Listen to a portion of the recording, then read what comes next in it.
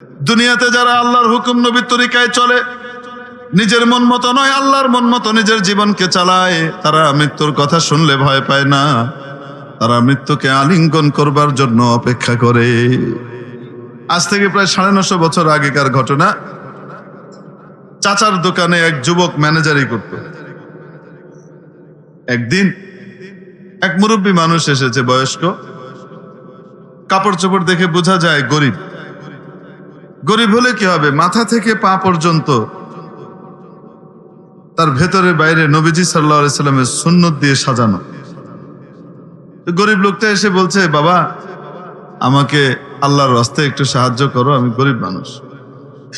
তো যুবক, যৌবনের গরম আবার টাকা গুনে টাকার গরম, ডবল গরম মিলাইয়া সে আর এখন বুড়া মিয়াকে টাকা দেওয়া তো দূরের কথা, সাহায্য করার পরিবর্তে খুব আজে বাজে কথাবার্তা শুনাইছে। তো মুরব্বীর খুব খারাপ লেগেছে। তো মুরব্বী বলছেন, বাবা আমি তোমার বাবার বয়সে ছিলাম, এই বয়সটারও সম্মান দিতে পারতা। বাবা তুমি আমাকে না দাও, এই এখতিয়ার তোমার আছে, এই খারাপ আর বাজে কথাগুলো আমাকে না শোনাইলে তুমি পারতা না, এটা তুমি কেন করলা? তোমার কি একটু ভয় হয় না? আমি তো তোমার কাছে আল্লাহর ওয়াস্তে চাইছিলাম, আল্লাহর দোহাই দিয়ে, তুমি আল্লাহর নামের সম্মানটুকুও রাখলা না, তাহলে তুমি কিভাবে মরবা, তোমার মরণ কিভাবে আসবে, তুমি কি একবারও একটু ভাবো না? যুবক বলে, বাবা রে, বিশাল ওয়াইজি নাইছে দেখা যায়। এই বুড়া, তুমি যেমনে মরবা আমি ওইভাবে মরব, যাও। তো বুড়া মিয়া বলেন, আচ্ছা আমি যেভাবে মরবো তুমি সেভাবে মরতে পারবা? কেন পারবো না? তাহলে আমি একটু মরে দেখাই, তুমি একটু অনুমতি দাও, তোমার দোকানের সামনে একটু আমি শুয়ে একটু মরে দেখাই। এই যুবক চিন্তা করে, এ তো ভালো তেঁদুর ফকিরের পাল্লায় পড়লাম, রেটে দিয়ে বিদায় করে দিলে বালা আসেন, কারণ সে মরে দেখাবে। যুবক বলে, আচ্ছা ঠিক আছে মেরে দেখেন। এটা টাইম বেঁধে দিছে, মনে করেন 10-15 মিনিট যাই দেখ, সময় বেঁধে দিছে। অত আগে তার ঘড়ি মুড়ি ছিল না, যা দিয়ে বাঁধতো সেভাবেই বেঁধে দিছে, মনে করেন 5 মিনিট সময় দিলাম, এর ভিতরে যদি মরতে না পারো লাথি মেরে তুমি কোমর ভেঙে দিন। বুইরা জোনা শয়তান এরকম উল্টো পাল্টা কথা কে? আচ্ছা ঠিক আছে, অনুমতি তো পাইছে। বুড়া দোকানের সামনে কেবলামুখী হয়ে শুয়ে ডান গালের নিচে হাত দিয়ে কালেমা পড়ে ঘুমাই গেছে। ঘুমের ভান করে শুয়ে আছে। নির্ধারিত সময় পার হয়ে গেছে, বুড়া উঠে না। এই বুড়া উঠে না, উঠে না। তো যুবক এসে বুড়াকে জোরে একটা ধাক্কা দিয়েছে, লাথি আর দেয়নি, জোরে ধাক্কা দিয়েছে। ধাক্কা দেওয়ার পরে দেখে বুড়া আল্লাহর কাছে চলে গেছে।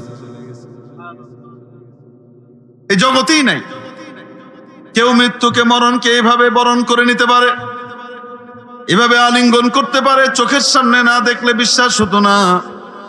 ঘটনা দেখে যুবকের হৃদয়ের মধ্যে এমন এক উথাল পাথাল অবস্থা শুরু হলো, এমন এক অদ্ভুত আলোড়ন তৈরি হলো। যুবক তার হিসাব কিতাব সব তার চাচাকে বুঝাই দিয়ে দোকানদারি ছেড়ে চলে গেল একজন আল্লাহওয়ালা বুজুর্গের কাছে, যে বললেন, হযরত আমার ওই মুরব্বীর মতো মরণ দরকার, ওই রকম মরণ আমার কামনা, ওরকম মৃত্যু আমাকে আপনি মিলিয়ে দেন। আল্লাহওয়ালা বললেন, ওরকম মরণ পাইতে হলে জীবনটাকেও ওরকম আল্লাহওয়ালার মতো বানাইতে হবে। কারণ নবীজি বলেছেন, ইন্নাকুম তুবাসুনা কামা তামুতুনা ওয়া ইন্নাকুম তামুতুনা কামা তাঈশুন, আও কামা ক্বালা আলাইহিস সালাতু ওয়াস সালাম। কিয়ামতের দিন তোমাদের উত্থান তেমন হবে, মরণটা যেমন হবে, মরণটা তেমন হবে, জীবনটা যেমন হবে। অতএব ওরকম মরণ পাইতে হলে জীবনটাকে আল্লাহর হুকুম নবীর তরিকায় সাজাইতে হবে। এই যুবক ওই আল্লাহওয়ালার কাছে, আলেমের কাছে থেকে রিয়াজত মুজাহাদা মুশাহাদা করে সুন্নতের উপর চলে যুগ শ্রেষ্ঠ বলি শেখ ফরিদ উদ্দিন আত্তার হিসেবে নিজের নাম পৃথিবীর সামনে খচিত করে গেছে। এই যুবকের লেখা কিতাব আজও এত বছর পরে আমাদের বাচ্চারা পড়ে, পান্দনামা, নসিহতনামা, অদ্ভুত সব নসিহত করেছে। মেরে মুহতারাম দোস্ত, এরকম মৌতের দরকার আছে না নাই? এরকম মৌত অর্জন করতে হলে বেঈমানের জীবন না ইমানদারের জীবন? আল্লাহ পাক আমাদেরকে আমলে তৌফিক দান করেন। সামনের তিনটা আর বললাম না। ওয়া আখিরু দাওয়ানা আলহামদুলিল্লাহি রাব্বিল আলামিন। আসসালামু আলাইকুম ওয়া রাহমাতুল্লাহি ওয়া বারাকাতুহু।